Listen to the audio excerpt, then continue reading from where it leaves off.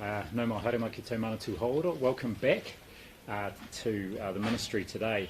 So I am pleased to confirm there are no new positive Covid-19 cases in the community today. We have got 4 new cases in managed isolation to report. All 4 were identified at day 01 testing. Now, the fact there is no new community case today is reassuring, but clearly we are early on in this journey and not yet out of the woods. Based on last week's exposure events, which are listed on the locations of interest page on the ministry's website, we would expect to see any potential positive cases coming through from today onwards. In addition, we've just received the whole genome sequencing for case O, that is the mother in the 3rd family in this February cluster. This shows a linkage to the rest of her family and to the rest of the cluster, another reassuring sign we are not dealing with a separate infection. On the testing front, there were 8,880 tests processed by our labs nationally yesterday. That will reflect largely the volume of swabs done on Sunday, which is a large number for a Sunday. And across the motu yesterday, in terms of swabbing, actually there were around 7,000 swabs taken just in Auckland, and around 3,000 of those at community testing centres, around 4,000 at GP and urgent care centres. We do expect high numbers again today and tomorrow, just from general testing in the community and as our casual contacts from the earlier Kmart and KFC exposure events come back for their follow-up tests.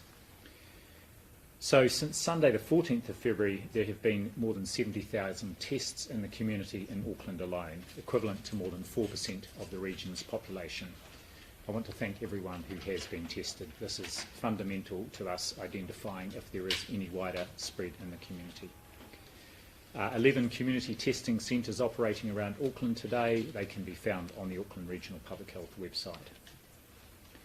And just a reminder, it's important that the right people come forward for testing, so we do want people who are either symptomatic or who have been at one of these exposure events to be tested. If you are not symptomatic or have not been at an exposure event, please stay at home. That's the most useful thing you can do for getting ahead of this outbreak under Alert Level 3.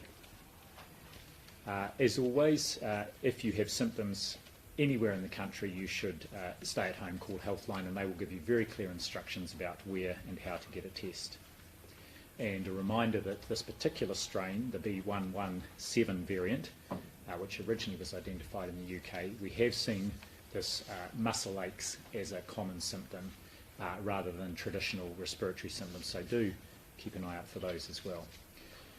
Just in terms of travel in and out of Auckland, it's generally prohibited at the moment, as you would expect under Alert Level 3. So the most important thing Aucklanders can do to help stop any further spread of this virus is to stay at home as much as possible, work from home to the extent that you can, and certainly really stop any interactions with others outside your home. So I want to thank Aucklanders who really are doing this for the whole country and putting the greater good over your personal circumstances. There are, of course, exemptions for travel across the Auckland border. Work-related ones, of which there are many, are coordinated by MB. There are also some permitted reasons for individuals to travel, for example, if they are moving house or have to attend a healthcare appointment. We've to date confirmed with 1,637 people that their activities are permitted and that travel is permitted under the current arrangements. Likewise, there is an exemption process for special personal circumstances to travel, and to date, and the Ministry of Health coordinates that, to date we've had 1,381 exemption requests. 857 of those have been fully processed, and the teams are working hard to get decisions back to people. The outstanding ones, all those ones that have been processed, the decisions have been communicated. Now, I should say that almost no exemptions are being granted for weddings. A number of exemptions have been granted for funerals and tangihanga, but only for immediate family members or equivalent. And I understand that will be distressing for grieving family members and others in extended family or friends, and thank you for your understanding there. Just in terms of travel through Auckland from one side of the boundary to the other, it is only permitted when travelling to and from work and home. So just letting those people who think that they can transit Auckland to go on holiday either north or south of Auckland, very, very unlikely you will get that approved as an exemption this week.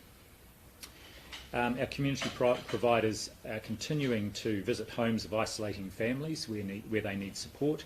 These are welfare checks to assess families' needs, make sure they have everything they need to be able to remain isolated safely, and of course to get access to testing. If necessary, they can access translation services and have access to a number of different languages translating key information. Just in terms of that exemption process, back to that, all the exemption processes are available on the Unite Against COVID website. Quick update on contact tracing. Of the 1,855 people from the school, all bar 4 have had at least one test result returned, and the other 4 have got management plans in isolation plans in place, and there are about 50 whom we're just waiting or following up the second test results from staff and students at the school. Again, a large group, and I want to thank everybody there. At the MIT, there are the 21 close contacts of KCM. They are all isolating and being tested, and so far the results from that testing, which is being done at the correct time, is all negative. The dates and times of interest are up on our website. The vast majority of the people who were on the campus at the same time as KCM are casual contacts, and the instruction to them is to, of course, be at home because it's alert level 3 and watch for symptoms. So you should limit your movements and interactions with others while you are doing so. In terms of city fitness at Hunter Plaza, there were 158 folk identified as possible contacts. They are classified as casual plus. They are being followed up by contact tracing teams to ensure they get a test and are isolating until that test comes back negative. And the KFC Botany Downs contacts, the 11 close plus contacts as they were categorised, 10 have returned negative results so far, and the other, we're just following up that test result. Thanks again to the wider Papatoetoe school community who've been fantastic in responding to the call for testing. And finally, another busy day at Healthline yesterday. More than 4,000 calls were taken. Half were to the dedicated COVID-19 information line. Waiting times average 26 minutes, and they have Healthline has 4 times the usual number of staff rostered on. And just a reminder to people, if you want general information, for example about testing sites or whether you were at a location of interest, please use the websites rather than ringing Healthline. And finally, huge thanks from me to everyone involved in the response here, lab technicians, their supervisors, contact tracers, public health officials, DHB staff, testing centre staff, working effectively around the clock on the response, and thank you for your support with that. I'm open to questions. Can you please outline the communication that officials had with Family 3, or was the family in which case elderly? Well, I don't have the detail of the communications that the public health unit would have had. However, I am aware that all members of the school community received at least 3 letters, one on the 14th, one the 17th, and I think the further one on the 19th. And having seen the content of those letters, it's very clear about what the expectations were on families. And I can also say that with this particular family and all the families where there were students who hadn't been tested by the time we got round to last Monday, there had been multiple attempts to communicate with both that family and others, including phone calls and texts and so on, and efforts to get alternative phone numbers to get in touch. Do you see if there was any inconsistencies about the information given to families, and we had the context too that there was information coming from the school, coming from officials, from the website. Are there any inconsistencies at all with what these families are being asked to do? I don't think there were any inconsistencies. I think we were very clear about what the message was to the school, and I think we can point to the fact that over 98% of students had had a test before they returned to school last Monday.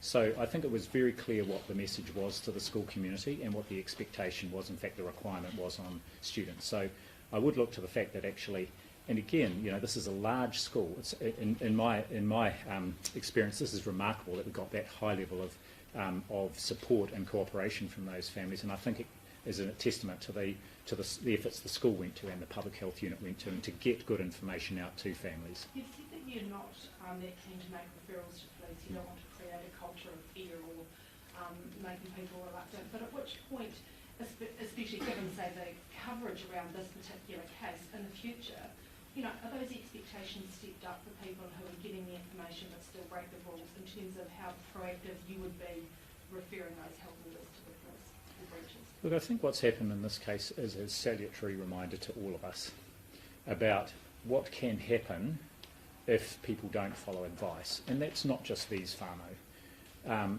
There are a number of things that we all, or that Aucklanders need to be doing, and needed to be doing previously under Alert Level 3, that perhaps not, that we have all not necessarily been rigorous in doing. And I think this is the point that the PM was making yesterday. Actually, it's important we both hold each other to account, but also support each other. And the idea she came up with yesterday, if you see someone who's on public transport who doesn't have a mask and you have a spare, why not offer it? But will there be an extra level of government enforcement? I mean, the community and peer pressure is one thing, we've seen it work in compliance, but at what point does the government step up its enforcement and send that message that actually these are legal requirements in place and they're being breached? They're laws that are being breached. Well, they are indeed legal requirements, and in fact the alert level changes are of course underpinned by a legal order. I just want to go back to what has served our country well over the last year is by everybody doing their bit. We cannot police everybody's behaviour. And the campaign that lies behind our efforts is Unite Against COVID. It's not let the virus divide you. Okay, we actually need everybody to do their bit, and I'm still firmly of the view that that is really fundamental to our both success today and into the future. And I confirm that I would be concerned about a punitive or enforcement type approach actually deterring people from either coming forward for testing and or volunteering information. Can I just confirm, were there any Section 70 orders in place against any of the contacts in this cluster, be it family members of public toy students, anyone, during the time when we were into Level 3? So when Alert Level 3 came off and Auckland went into Alert Level 2, there was an order underpinning that. I did a net. Yes, yes. There's a separate order that is. So when we moved from a 3.2 to a 2.1, that's a separate new order. But so that's the legal basis for Alert Level 2 and Alert Level 1. The requirement on the school community was articulated in a letter, and so that's an expectation of the public health unit. From last Monday, when the school was closed again, after we found that additional case, and students were asked to be retested, yes, I signed a Section 70 order that effectively was a separate legal instrument to underpin what the requirement was on the school and its community from last Monday. So before that, there was no legal requirement for these people to, for instance, self-isolate if they had been asked to or requested to generally? Well, there's a legal requirement in the sense that they had been asked to by a public health unit, and that advice and that request is from a medical officer of health who is a designated officer under the Health Act. Does that constitute a Section 70 order? Like, could you prosecute on that? Well, I'll just go back to my previous comments. We were not intending to prosecute people. But what I'm trying to get at here is whether the settings were actually in place for enforcement or legal requirement. Well, the settings were in place for our public health unit contact tracers to be calling families, for that detail to have been shared by the school with the public health unit and the contact tracers, so the families could be following up. So in a sense, they can't do that unless they have a legal basis for that. And that legal basis is from the medical officers of health being designated officers under the Health Act. So if a contact tracer calls someone and says you have to self-isolate, that's not a Section 70 order, right? That's a requirement that has been put on them. If they then don't comply with that, then the medical officer of health can require them to, and if necessary, issue a Section 70 order. So that's how it works. So it sounds like there was a time here when there wasn't quite a legal, there wasn't strictly a legal basis for asking these people to self-isolate. I'm not saying it was unlawful to ask them to self-isolate. I'm saying that you couldn't legally enforce it.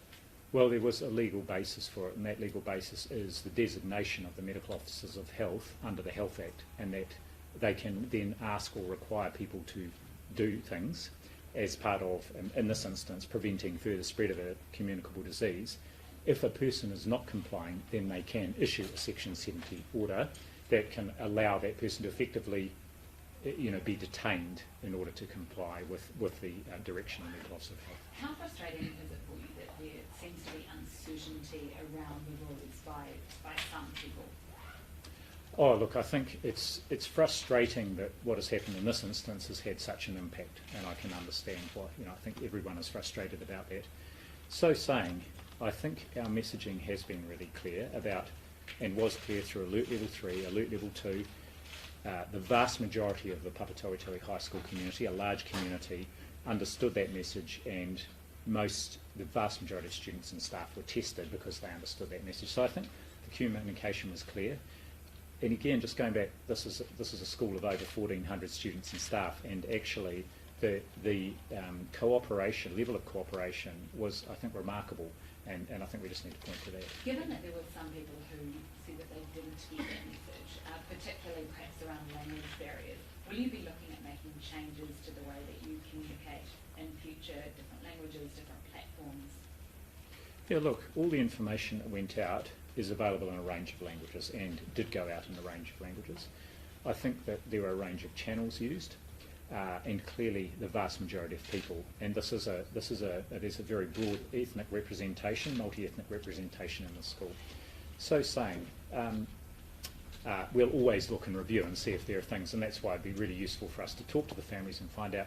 I dare say it's not uncommon for school students not to pass information on to their parents. For those of you who are parents, it may be used to finding notes in the bottom of bags, even from a young age. And so whilst the information may have been going out, for example, via text message to students, it may not have been being shared with parents. In most instances, that was fine, and students were going and be tested. We just had a gap here, and we need to see, was there anything else we could have done? Can I ask you on the topic of locations of interest, can you run through for me how you make the decision on whether to make a location of interest public, and when you decide to withhold that, and whether that's been done in any of these, in this Papatoetoe cluster, in this February cluster? Yes, we will keep a location of interest. We won't publicise that if we are confident we have been able to or can contact everybody who was there. So there's a difference between, for example, a Kmart or a KFC or a McDonald's, when there's no easy way to identify everyone was there, who was there. A medical practice where they have a record of everyone who was in perhaps the waiting room at that time, we don't necessarily need to publish that as a location of interest. And I think you might be aware, for one of these families there was a private viewing of the house, not a public viewing, and the small number of people who were there we could easily identify and speak with. Does that not rely on a really high trust model, though, that we've found in some people in this latest cluster doesn't work? Wouldn't it be better to put that information out? Isn't that a higher public interest value compared to privacy? Or how do you balance that? Yes, so I think not so much with the private home, but with some of the others, like Airbnb, for example.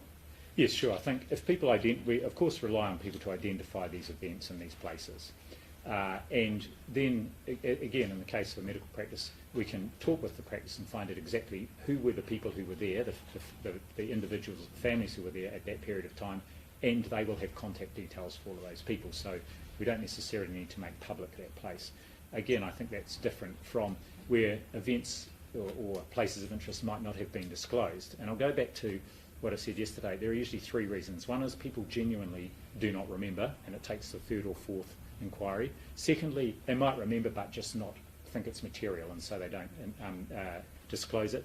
And thirdly, they may be bothered or fearful that if they disclose a certain event that may have repercussions.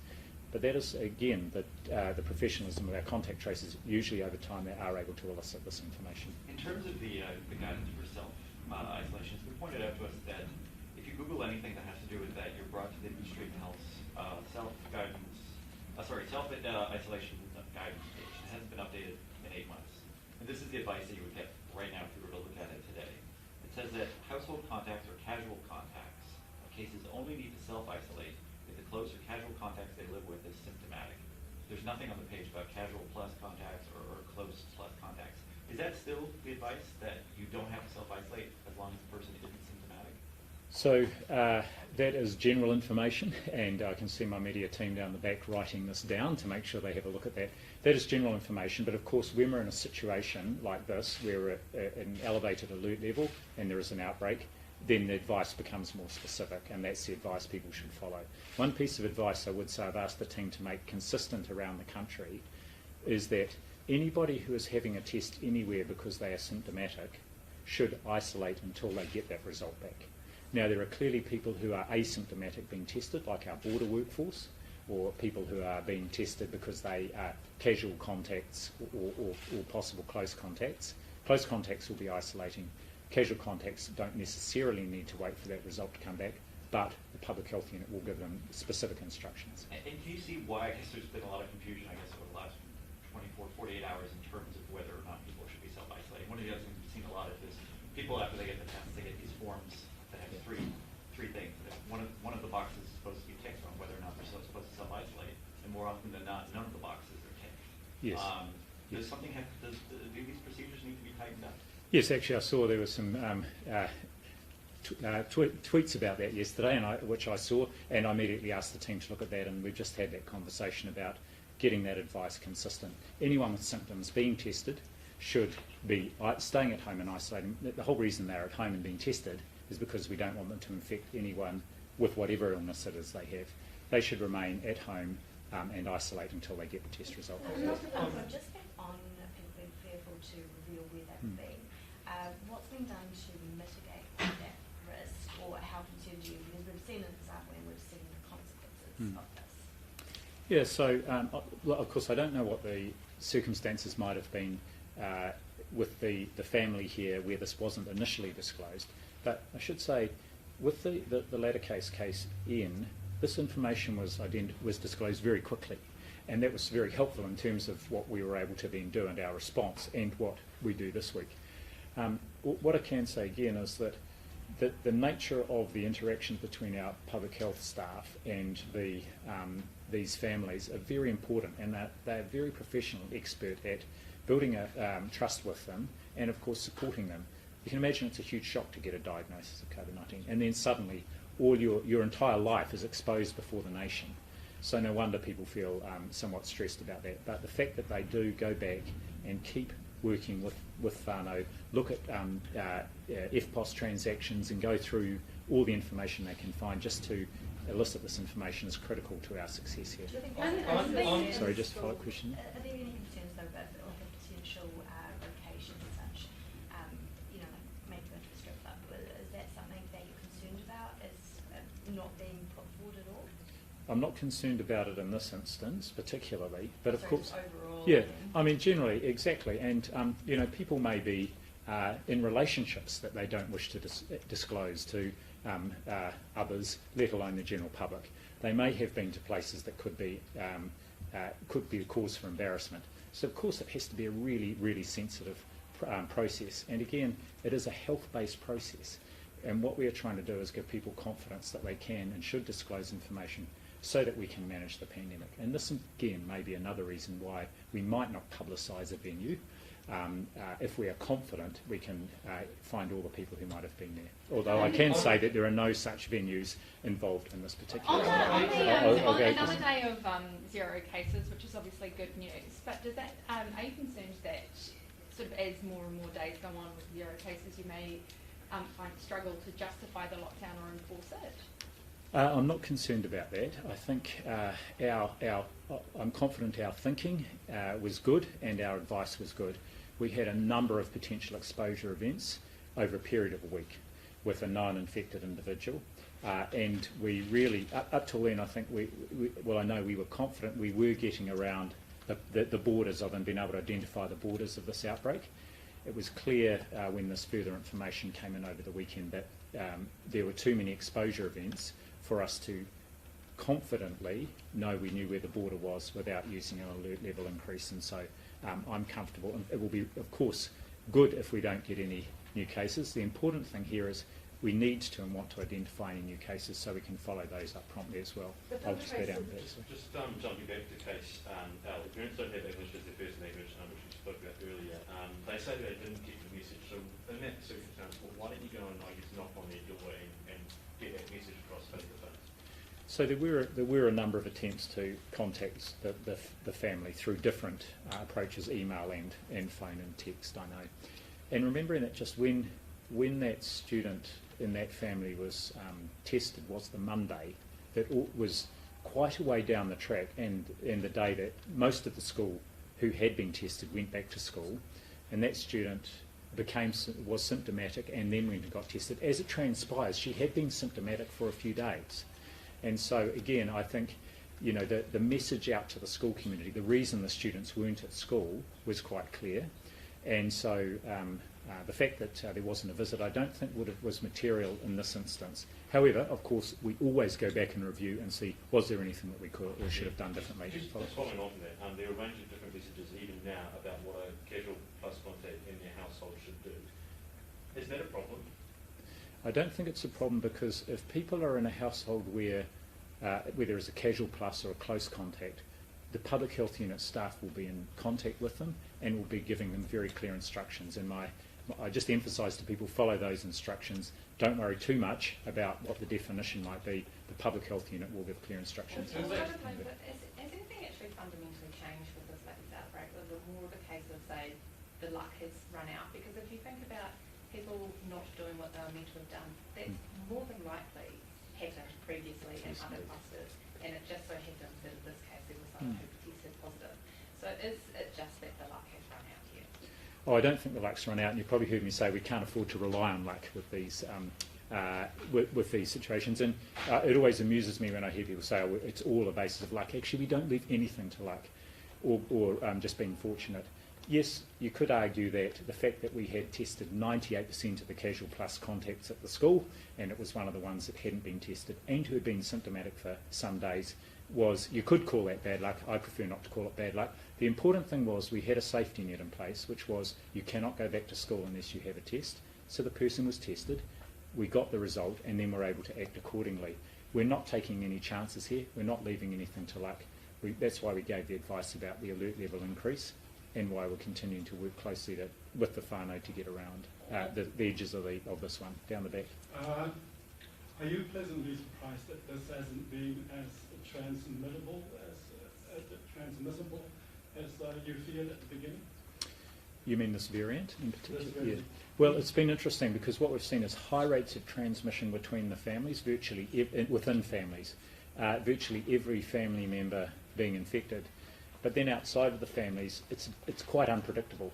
So only one classmate of the original student, no one else outside the families, and then one of over 1,200 other students at the school. Just one was infected by that original case. So it's that, I guess it's that unpredictability, and our sense that with this virus, the airborne transmission with this variant may be more of an issue, and that's why we're again being quite cautious, and that underlay some of our advice around the alert level change. On vaccines, has there been a hold up with the vaccine awareness campaign? I think it was supposed to begin rolling out mid-February. There hasn't been a hold up, but it's just ready. It's all ready to go, and we're just waiting to get that underway. But as you're aware, the first phase is with our border and MIQ workforce and their families, and that's going well. So, but the awareness campaign wasn't meant to start in February? I'd have to come back to you on that, actually. I just haven't got the date in my mind exactly. So there's no delays? There's no specific delay or reason for a delay.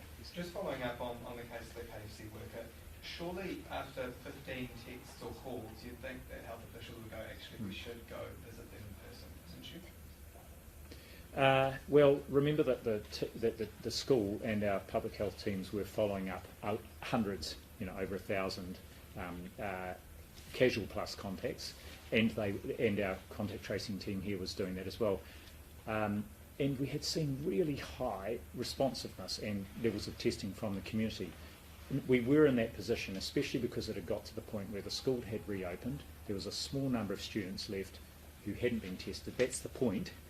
We couldn't go back to school when we would have started visiting. And this person, again, had been symptomatic for some time, and I think the instructions around what to do, or for a few days to do if you're symptomatic, were also clear. Do you think it was an oversight that there were sort of 15 calls and texts and nothing was done? Look, it may have been an oversight, and that's why we will go back and review and see, is there something more we could do, or what can we learn from this incident? The 4 cases that haven't been tested Yeah. at Papatoi, are they unable or unwilling to be tested? You said they're in isolation. What's the situation? The only ones who haven't been tested, my understanding is they just weren't willing to take a test, but they've got a management plan in place. And remembering, their exposure would have been right back on the 10th of February, that exposure event, because they wouldn't have got back to school last Monday.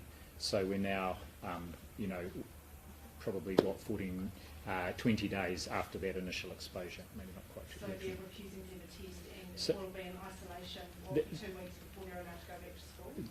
The public health unit will be working with them to determine when they are able to go back to school or indeed leave isolation. Is it disappointing that you have people refusing to be tested in a school that's had active infections? I'm not disappointed. I mean, I was actually, again, quite surprised it was just such a small number. We know there are people across the community who are not willing to be tested, and we see some come through our managed isolation facilities, some quite recent ones. So there are people who don't want to be tested. The good thing here is they haven't been back to school and they have been isolating with support. Are they students or are they staff as well? I understand they're all students.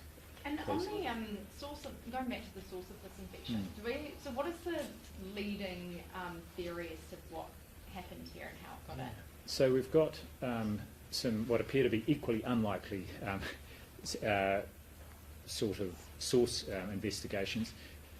We still think some sort of introduction through the mother's work at the Auckland Airport precinct is the most likely.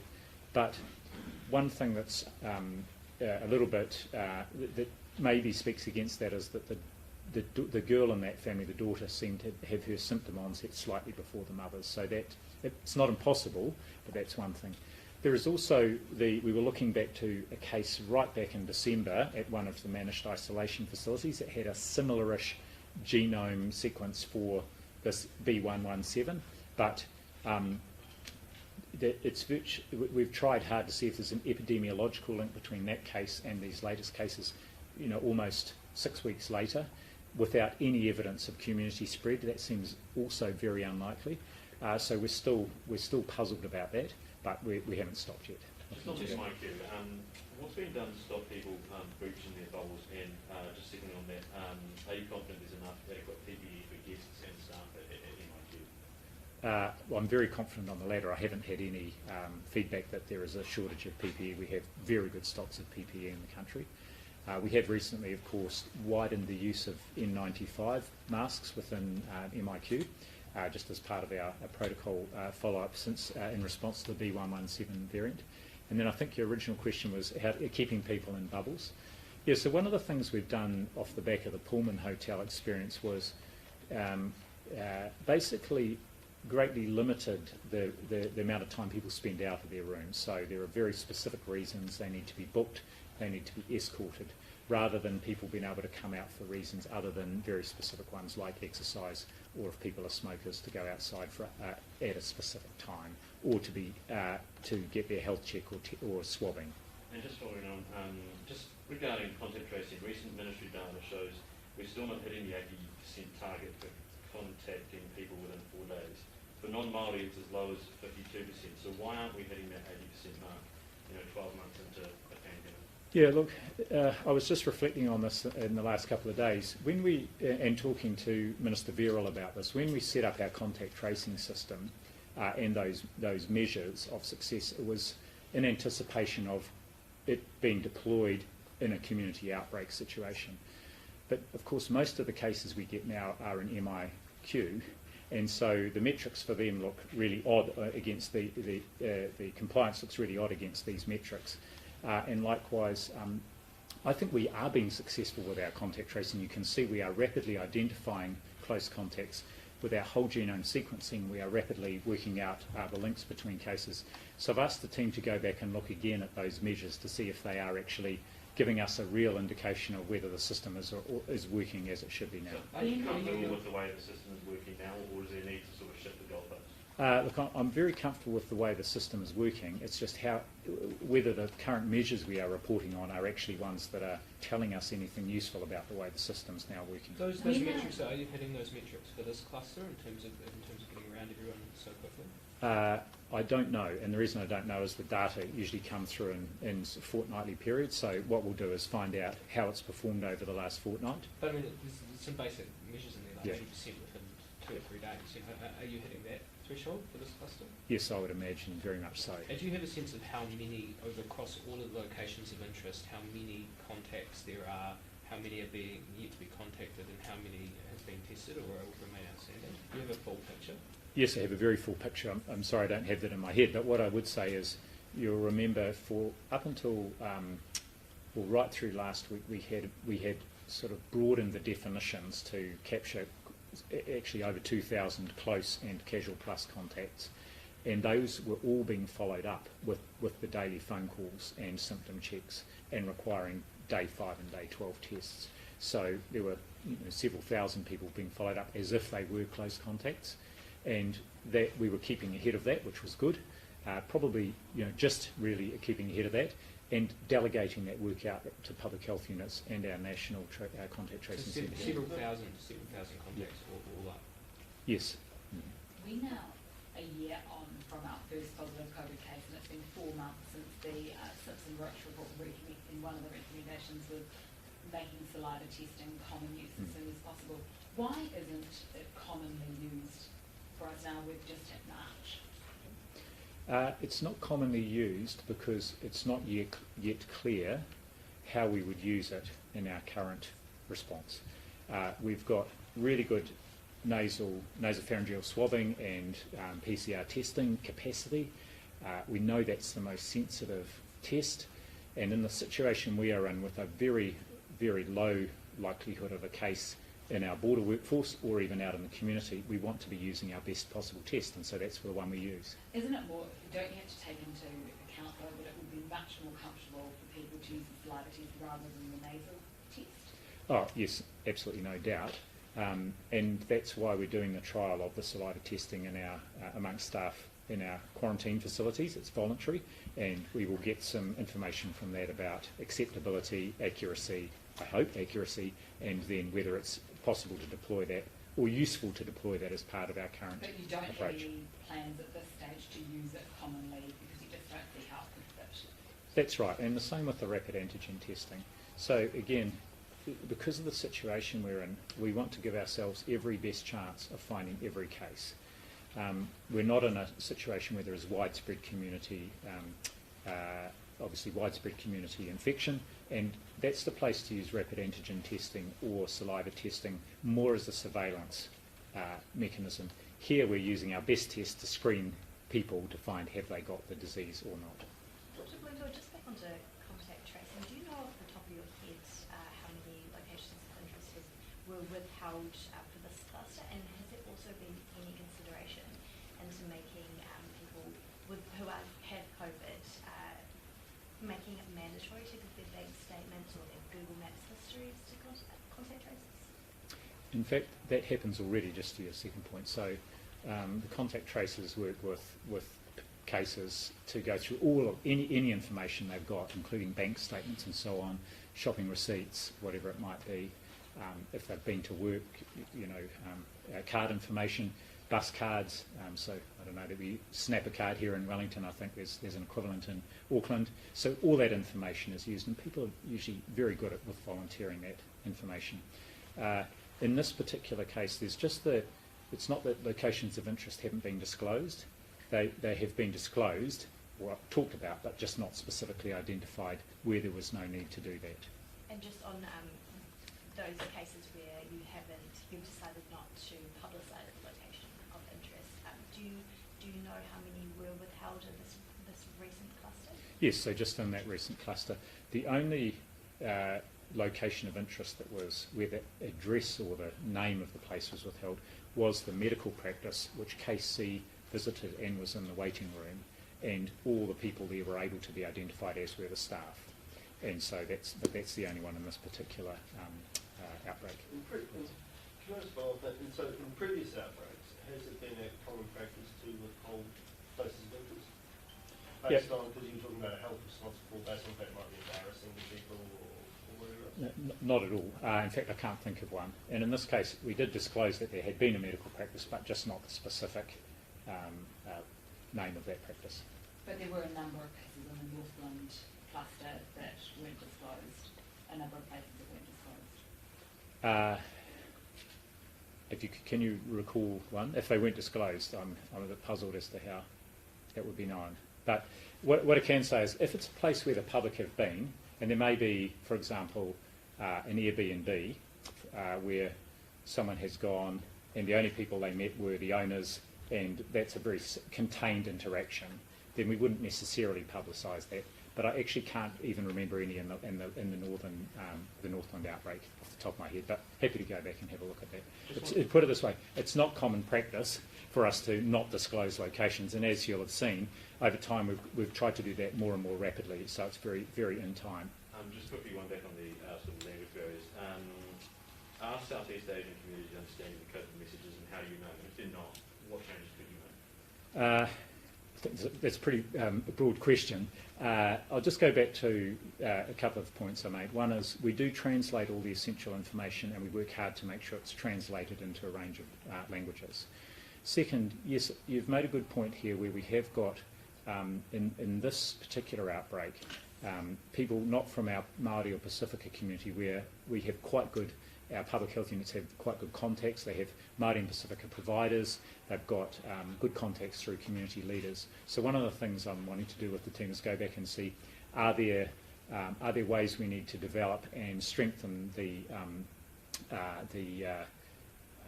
connections with these communities, just to make sure we've got all the channels we can to make sure the information's getting out.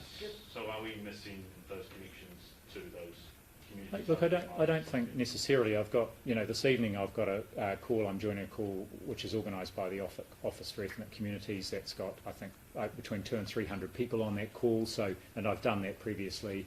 So we do have a program of trying to get out to these communities. This one will be in particular around the vaccination campaign. So we do have these networks we use, but I guess in this instance it's worth us just going and seeing, for our public health teams on the ground, are there other things we could be doing? Maybe 2 or 3 more questions. Given your confidence in the ministry's communication with these families, would you be comfortable releasing the correspondence, or at least a timeline of what information was relayed linked?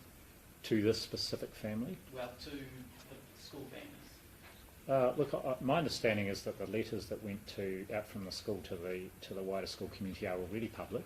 But if they're not, I don't see any problem with making those available. And timeline of when they were sent, etc. Yes, the dates they were sent, they'll have a date on them. Yep, that's fine. And I should say, just to go back to your point, I'm confident we were doing a good job, but of course we always go back and review and see, was there anything we could have done better, and how could we improve it? In regards to the 15 texts or calls to the KFC worker, do you know of any other situations where families or people were contacted upwards of 15 times, but by luck of the draw didn't test positive for COVID?